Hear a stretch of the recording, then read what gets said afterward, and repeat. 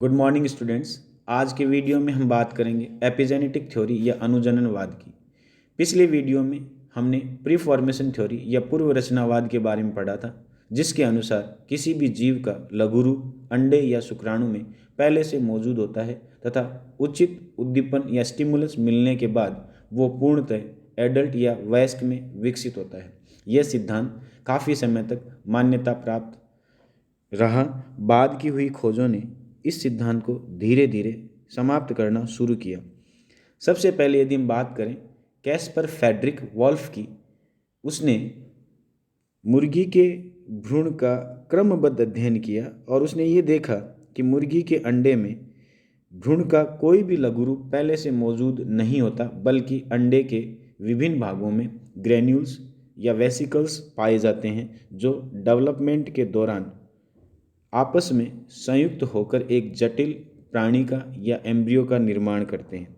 इसी से एपिजेनेसिस की शुरुआत हुई, जिसमें ये कहा गया कि भ्रूण एक अविभेदित निषेचित अंडे से उत्पन्न होता है, जिसमें सिंपल से कॉम्प्लेक्स प्राणी का निर्माण होता है।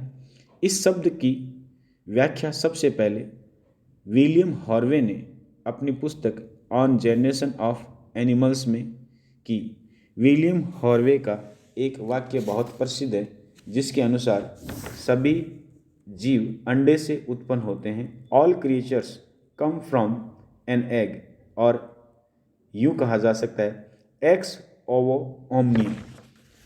उसके बाद में यदि हम ये बात करें कि पूर्व रचनावाद या प्री फॉर्मेशन थ्योरी का खंडन कहाँ से प्रारंभ हुआ, तो हम ये कह सकते हैं कि सेंट हिलेरे ने मुर्गी के अंडे को वैक्स या मोम या वार्निश से ढक दिया और उसके बाद में उसने उनको इंक्यूबेट किया या उष्मायित किया और उसने उनसे चूजे प्राप्त किए। लेकिन ये सारे चूजे जो प्राप्त हुए वो असामान्य आकृति के थे या विकृत रूप वाले थे।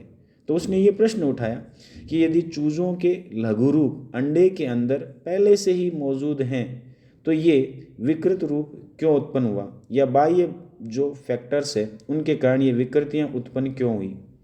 वॉन बेयर ने अंडों और परिवर्धन का क्रमबद्ध अध्ययन किया और ये पाया कि एम्ब्रियो जो है वो क्रमिक रूप से विभाजित होता है और क्रमिक रूप से ही विकसित होता है, न कि एम्ब्रियो या भ्रूण का लघुरूप किसी अंडे के अंदर सूक्ष्म रूप से विद्यमान होता है। उसने एक किताब लिखी डेवलपमेंटल हिस्ट्री ऑफ एनिमल्स। उसके बाद प्री फॉर्मेशन थ्योरी की मान्यता एकदम से समाप्त हो गई।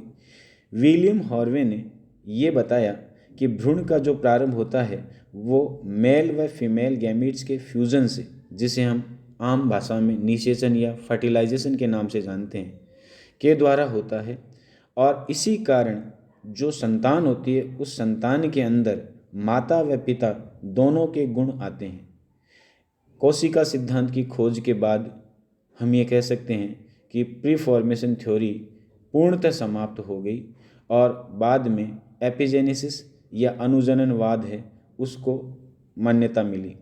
यदि हम ये कहें कि अनुजननवाद के जो समर्थक थे उनमें फ्रेडरिक वोल्फ, इसके अलावा कार्ल वॉन बेयर, इसके अलावा विलियम हार्वे आदि के जो कार्य किए गए थे, उनके आधार पर ये सिद्धांत है वो मान्यता पाता गया। और ये आज माना जाता है कि किसी भी प्राणी का लघुरूप अंडे और शुक्राणु में न होकर प्राणी की उत्पत्ति है वो मेल और फीमेल गैमीट के फ्यूजन से निषेचन के बाद होने वाले प्रोसेसेस या प्रक्रमों, जिन्हें हम विदलन, गैस्टुलेशन, डिफ्रेंशिएशन, ऑर्गेनोजेनेसिस आदि के नाम से जानते हैं, के द्वारा होती हैं। अगले वीडियो में हम कुछ अन्य सिद्धांतों के बारे में बात करेंगे। आज के लिए इतना ही। धन्यवाद।